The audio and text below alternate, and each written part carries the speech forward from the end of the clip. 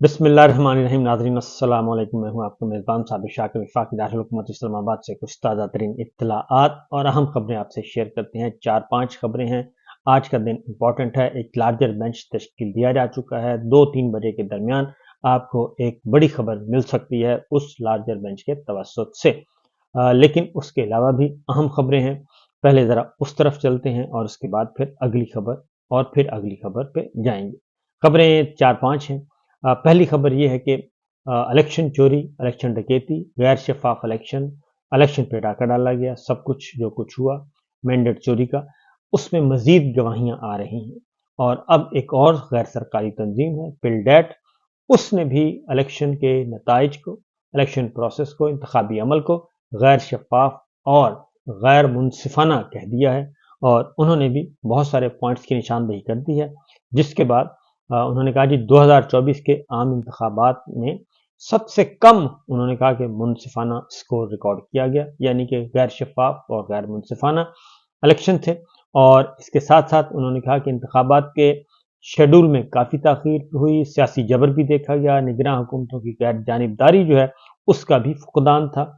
और बदअमनी बलूचिस्तान और खैबर पख्तूनख्वा में इलेक्शन से पहले बदअमनी के वाक़यात भी हुए। फिर पोलिंग के दिन मोबाइल और इंटरनेट सर्विसेज की मुअत्तली, और फिर इसके साथ साथ सर्विसेज मुअत्तल होने से इंतखाबी अमल में जो रुकावट, और फिर मोबाइल इंटरनेट सर्विसेज मुअत्तल करके इलेक्शन मैनेजमेंट सिस्टम को भी कंप्रोमाइज्ड किया गया और उसमें भी गड़बड़ की गई। इलेक्शन मैनेजमेंट सिस्टम क्योंकि उसको बिठा दिया गया था, बल्कि स्टार्ट ही नहीं करवाया गया था। और जब फॉर्म 45 अपलोड होना शुरू हुए तो फिर उसको रोक दिया गया था, और रोकने के बाद फिर 26 दिन के बाद 45 फॉर्म, और वो भी टेम्पर्ड और फोर्जरी वाले, वो किए गए जी अपलोड। और उसका मैंने आपको बता दिया है, कल मैंने लाइव सेशन में काफ़ी सारी चीज़ें आपको आगाह कर दी हैं, मुख्तलिफ आपको फॉर्म दिखा दिए थे।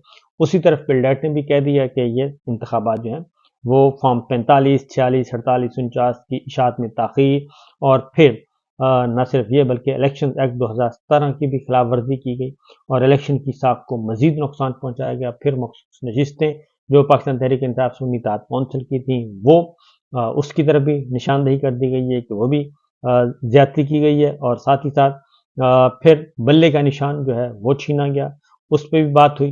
तो ये सारी पॉइंट्स उन्होंने पॉइंट आउट करके एक रिपोर्ट सबमिट कर दी है और अपनी रिपोर्ट जारी कर दी है कि ये इंतखाबात गैर शफाफ और गैर मुनसिफाना थे। तो ये तो हो गई पिलडेट की राय। मजीद गवाहियां, हर गवाही पे गवाही, हर रोज नई गवाही आ रही है, और मेरा ख्याल है कि ये रिपोर्ट जो है वो कोर कमांडर्स कॉन्फ्रेंस को भी भिजवानी चाहिए, ताकि ISPR के तवस्सुत से वो भी देख लें और उनको भी अंदाजा हो जाए कि अब तो फाफन के बाद पिलडेट ने भी कह दिया कि ये इलेक्शन साफ शफाफ नहीं थे।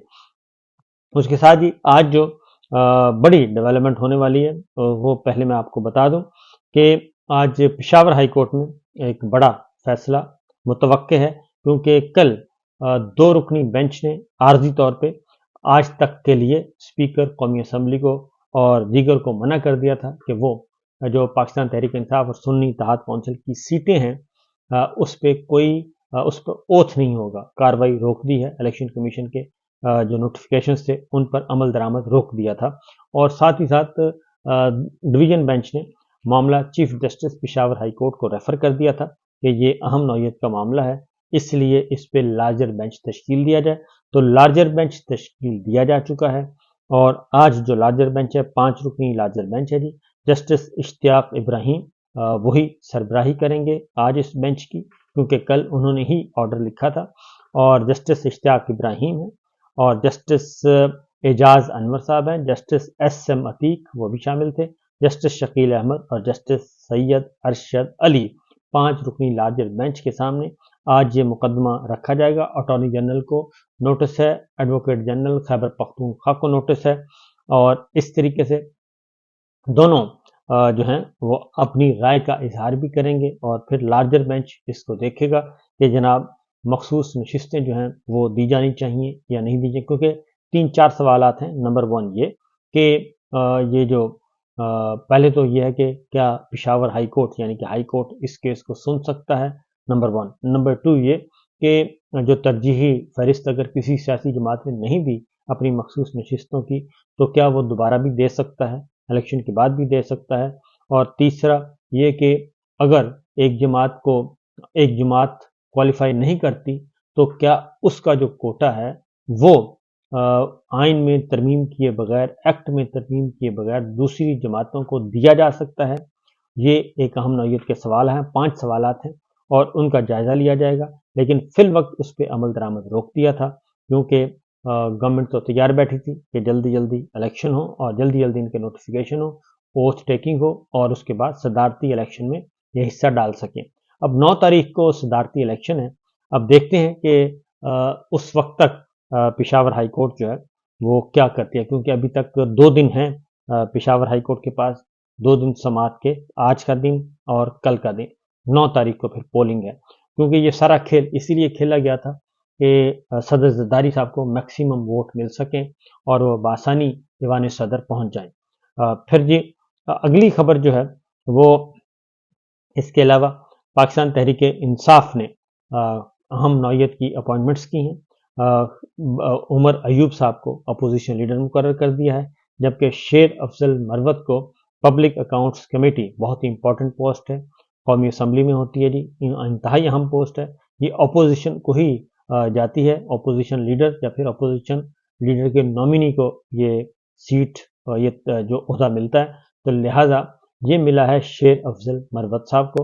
عمران خان صاحب نے اس کی منظوری دی ہے پبلک اکاؤنٹس کمیٹی کے چیئرمین کے طور پہ، اور ان کا میں آپ کو بتا دوں کہ کام کیا ہوتا ہے۔ پبلک اکاؤنٹس کمیٹی کے چیئرمین ہیں وہ حکومتوں کے جو آڈٹ رپورٹس آتی ہیں، آڈٹ پہرے آتے ہیں، ان کو سیٹل کیا جاتا ہے اور ان کی ساری یعنی کہ جو بے ضابطگیاں ہیں، ریگولیرٹیز ہیں، ان کو پیش کیا جاتا ہے۔ آڈیٹر جنرل جو ہیں وہ اپنی مختلف وزارتوں کے، مختلف محکموں کے اپنی رپورٹس پیش کرتے ہیں کہ یہ بے ضابطگیاں ہوئی ہیں، بالعموم وہ مالی بے ضابطگیاں ہوتی ہیں اور انتظامی نوعیت کی بے ضابطگیاں ہوتی ہیں۔ تو پچھلا جو ٹینور ہے اس میں کیئر ٹیکر سیٹ اپ کے ساتھ ساتھ جو شہباز حکومت کے 16 مہینے ان کا بھی آئے گا کہ چٹھا سامنے، تو پبلک اکاؤنٹس کمیٹی کے چیئرمین کے طور پہ شیر افضل مروت صاحب اس کو دیکھیں گے۔ تو شیر افضل مروت نے بہت زیادہ اس کا شکریہ بھی ادا کیا ہے عمران خان صاحب کا۔ تو شیر افضل مروت کافی عرصے سے میڈیا میں وہ پہلے سے موجود ہیں اور کنٹروورشل بھی ہیں، اور ان کے حاسدین بھی بہت ہیں، ان سے پیار کرنے والے بھی بہت ہیں، لیکن ایک بات سے کوئی انکار نہیں کر سکتا کہ انہوں نے مشکل ترین وقت میں پاکستان تحریک انصاف کو موبلائز کیا اور زندہ کیا اور اس کے سپیس پیدا کی، لوگوں کو متحرک کرنے میں بہت زیادہ اہم کردار ادا کیا، خاص طور پہ خیبر پختونخوا میں، پنجاب میں، اور انہوں نے جگہ بنائی۔ اور ادروائز یہ ہے کہ ان کو لوگ پسند بھی کرتے ہیں، پاکستان تحریک انصاف کا کارکن جو ہے ان کو پسند بھی کرتا ہے، ان کی گفتگو کی وجہ سے کافی اگریسو ہیں اور ان پہ بہت زیادہ حاسدین تو پھر ہوتے ہی ہیں، تو ان پہ شک بھی کیا جاتا ہے، ان پہ اعتراضات بھی کیا جاتا ہے، لیکن عمران خان صاحب ان پہ اعتبار کرتے ہیں اور انہوں نے کیا، اور انہوں نے انتہائی اہم ترین جو عہدہ ہے وہ دے دیا ہے جناب شیر افضل مروت صاحب کو۔ تو اس طریقے سے اب آگے دیکھتے ہیں کیا ہوتا ہے۔ اس کے بعد جو احتجاج ہے خیبر پختونخوا میں، جو اتوار کو احتجاج کی کال دی ہوئی ہے، وہ سب سے بڑا جو احتجاج ہے وہ پشاور میں ہوگا اور بھرپور قسم کی جو ہے پاور شو کیا جائے گا پاکستان تحریک انصاف کی طرف سے۔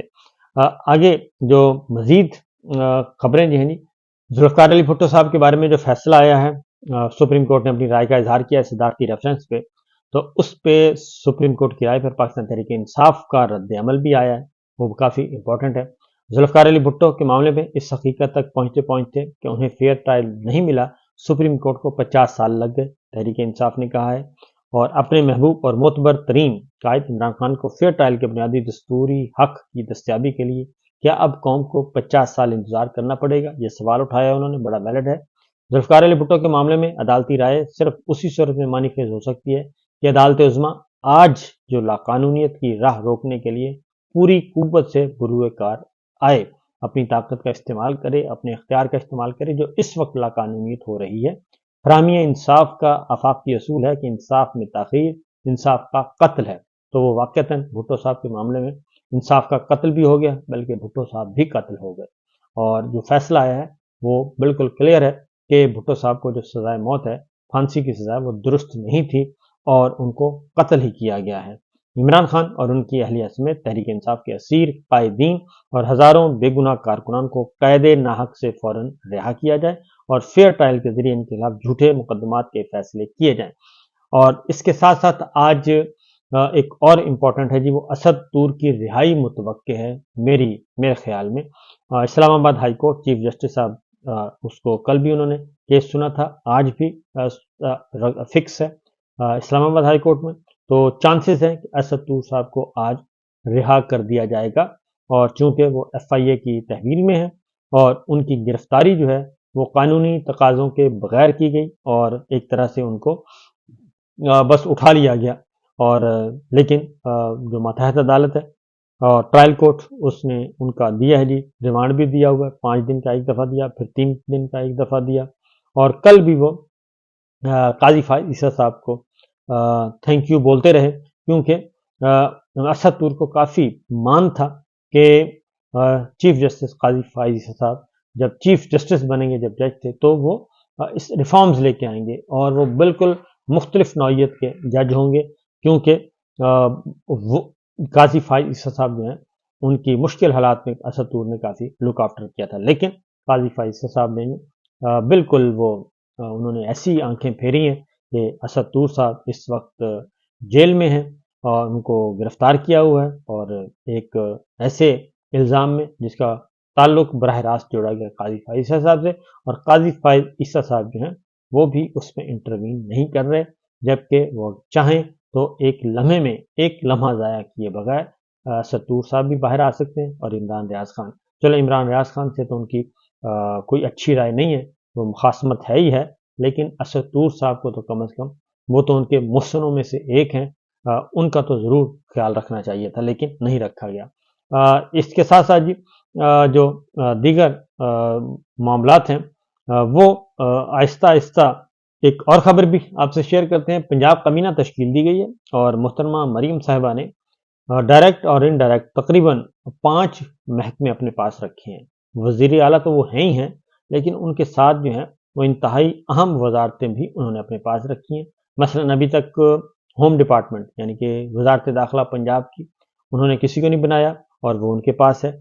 इसी तरीके से मरीम औरंगज़ेब साहिबा को सीनियर वज़ीर बनाया गया है, और सीनियर वज़ीर बनाकर उनको प्लानिंग एंड डेवलपमेंट की वजारत दी गई है, माहौलियात की दी गई है, जंगलात की दी गई है।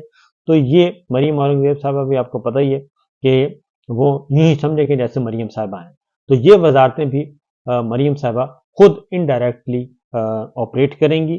तो इस तरीके से वज़ीर आला तो हैं ही हैं, और वो वज़ीर दाखिला भी होंगी, वज़ीर प्लानिंग एंड डेवलपमेंट भी होंगी, वज़ीर माहौलियात भी होंगी, और वज़ीर जंगलात भी होंगी। तो आगे आगे देखिए होता है क्या।